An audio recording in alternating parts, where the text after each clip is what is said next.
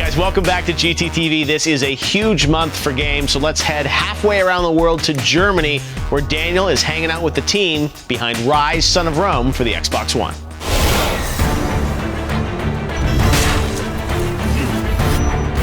All right, gang, I'm here now with Shavat, who is the founder of Crytek and the creative director on Rise: Son of Rome. Thanks for joining me, man. This is a brand new adventure and a launch title for the Xbox One. So let's start off by talking about the combat in the game, which is obviously probably the most recognizable feature. You guys are doing a lot with the combat system, so tell us all about it. Yeah. Rise is, at the core of it, it's about a realistic combat experience that is very approachable and you can come in very easy in this game and you can discover the combat.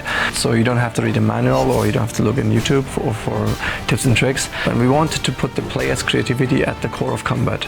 As in, like, the player can figure out, he can chain flow and combat. And likewise, we also want to make sure that the snappiness of combat and the flow of combat is never compromised. Hardcore gamers can find the kind of response and snappiness that they used to fight in combat games, paired, and this is usually mutually exclusive, paired with the kind of extreme amount of simulation we have. As you know, that we come from a high-end PC experience, so our bar is quite high, as in, like, we are used to work with high-end graphics, so maximizing this on a console on the Xbox One was the first challenge, like what can we do more here that we used to do. And so with Marius we have depicted and simulated a character unlike anything we've ever done.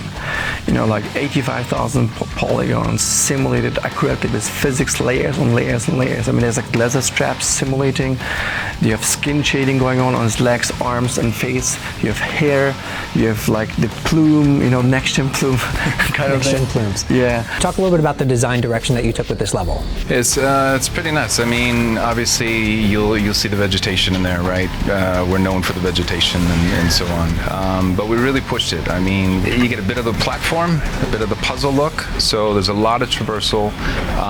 When you look in there, it was really important for us to have everything come alive. You look at the ropes that are dangling, you bump into them, they move. You got flags waving, you got the amount of particles we can put on screen at once on this hardware as opposed to the old is pretty nuts to help kind of create that density, right, and kind of layer it and give a lot more depth to what you see.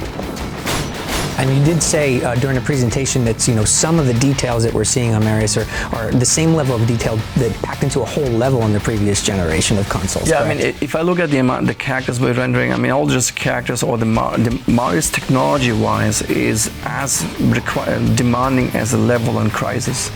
You know, just from a technology perspective, the amount of polygons put aside, but from a shading and from just one character on the screen as opposed to the whole world. And then when I take the Marius and all the characters and all the environments, this is a complexity we haven't done anywhere before. I mean, this is the highest complexity we have put out in any game, period. Talk a little bit about CryEngine technology and also the power of the Xbox One. If you come from a very high-end PC experience and you are able to cram that in this price point, you know, and make a leap forward at the same time, that was something very amazing from a technical perspective. The second thing was we hired a cinema director, Peter Gorenstein, who has a feature experience, worked with companies like Imaginarium with Anti-Circus, so that's more cinematography style. So for example, we brought in a technique from film that's called long takes. And so when you fight with 5 or 6 guys at the same time, and then you chain them to execution, it just flows between them. The camera doesn't cut.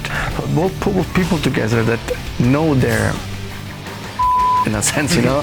And I'm very proud of the fact that our team had pulled together this kind of super detailed fluid experiences with the kind of fidelity we have done.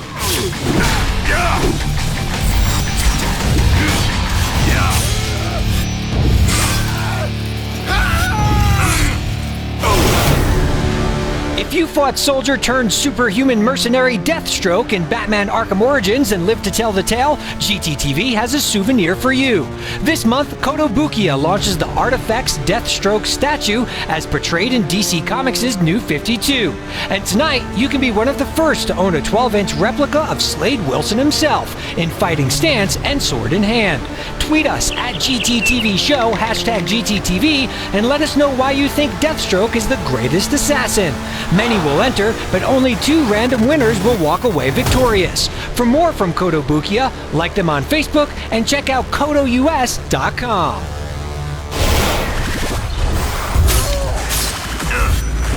we're not finished with Rise just yet. We return after the break to take on the Xbox One launch title that everyone is going to be talking about. And you'll want to get your hands on.